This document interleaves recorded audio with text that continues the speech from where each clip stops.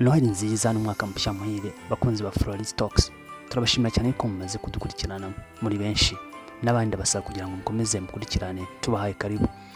Muri iyi minsi turi mu minsi mikuru, umuntu wese ahagenda hose arabona imihanda uko itatse, cyane cyane mu mujyi wa Kigali. Mwabonye yuko hari birugu ahantu hatandukanye mu rond-point.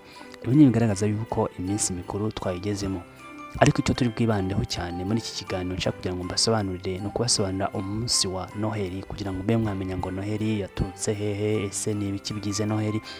Buri muntu wese abimenye ari kugendera mu kigare.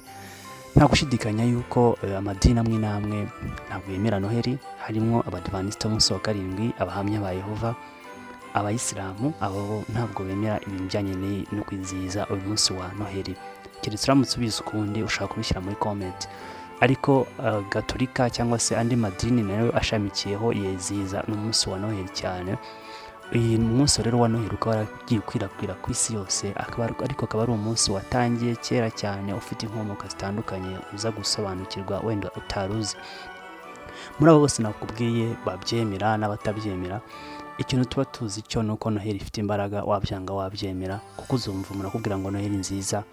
Niyo waba uri muri iryo dini wenda ritemera iyo Noheli, uzamwikiriza bitewe nuko iyi Noheli yagiye igira imbaraga cyane kuri iyi si. Bivuze yuko abavandimwe bacu, inshuti zacu zitandukanye uyu munsi zirawizihiza, ndetse hakaba harimo n'imbaraga nyinshi cyane kuri uyu munsi zashyizweho na Kiliziya Gatolika, bigatuma isi yose ikomeza kwizihiza uyu munsi wa Noheli.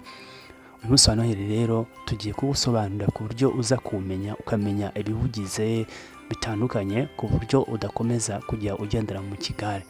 Nujya ubona Noheli bakwifuriza Noheli, ujye umenya ibyo wizihiza, ujye umenya Noheli ngo ni igiki, ese yatangiye ite, kugira ngo twese tubashe kugira ubumenyi ku madini atandukanye. Murabizi ko nagiye mbigarukaho mu biganiro bitandukanye, nagiye nsobanura amadini atandukanye. Ndashaka ko nasobanura none n'ibintu bijyanye n'imyemerere y'amadini, nkayishyira kuri channel yanjye mukajya mukurikira, ku buryo umuntu icyo agiyemo cyose agomba kukimenya, ntabe agendera mu kigare. Kuko nanone ubumenyi nabwo ni ingenzi cyane. Kuba uzi ikintu runaka bituma umenya uburyo icyo kintu cyitwaramo, wacyemera utacyemera, ariko ni byiza kukimenya, ukamenya ibyo abandi bizera, kugira ngo ubashe gufata nawe imyanzuro yawe itandukanye.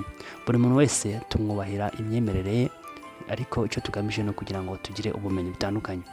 Rero ntatinze cyane, reka tujye kuri uyu munsi wa Noheli. Noheli ubundi yizihizwa tariki 25 z'ukwezi kwa 12 buri mwaka.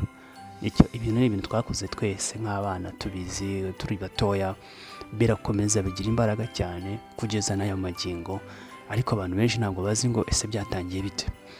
Ubundi uyu munsi wa Noheli ufite inkomoko abantu badatekereza na gato. Kugira ngo uyu munsi utangire, muri Roma ya kera bajyaga kwizihiza imana yabo bitaga imana, uvuga ngo ikigirwamana cyitwa Saturn. Muri icyo gihe bagakora ibirori, bagatanga impano. Ibyo byabaga tariki 17 kugeza 26 muri Roma ya kera. Ubwo iyo bavuze Roma ya kera, ubwo ni kera cyane, no kuvuga ni imbere y'ivuka rya Yesu Kristo cyangwa Yesu Kristo. Ubwo icyo gihe urumva izo tariki byizihizwaga tariki 17 kugera 26. Ahandi hantu nanone twakongera kuvuga nanone, hari n'ibindi bitaga solstice d'hiver. Ibi nabyo byarabaga cyane mu bihugu by'Ubudage, Ubuholandi, Scandinavia, mu Bufaransa bw'Uburasirazuba. Buri bihugu nabyo bafite ikintu bakoraga, bavuga ko umucyo ugiye kugaruka, kuko babaga bari mu gihe cy'ubukonje. Ibyo nabyo bakabyizihiza.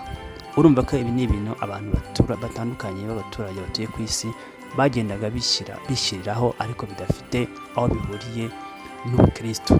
Urumva bivuze yuko ni ibintu byabo bishyiragaho.